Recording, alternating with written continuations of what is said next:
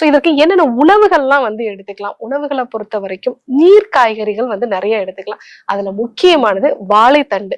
இந்த வாழைத்தண்டு வந்து நீங்க ஜூஸ் மாதிரி பண்ணி அது கூட ஒரு பிஞ்ச் அளவுக்கு மிளகுத்தூள் வந்து நீங்க சேர்த்து ரெகுலரா ஒரு 3 நாட்கள் நீங்க வந்து எடுத்துக்கிட்டீங்க அப்படின்னாலே இந்த கற்கள் வந்து வெளியே வர ஆரம்பிச்சிடும். ஸோ ஒரு சிலருக்கு வந்து அந்த கற்கள் வெளியே வரும் பொழுது அந்த யூரினோட பிளட் கூட வந்து வரலாம். ஸோ அந்த மாதிரி நிலைகள்ல நம்ம ஒரு மருத்துவரை சந்திச்சு ஆலோசனை எடுத்துக்க வேண்டியது அவசியம்.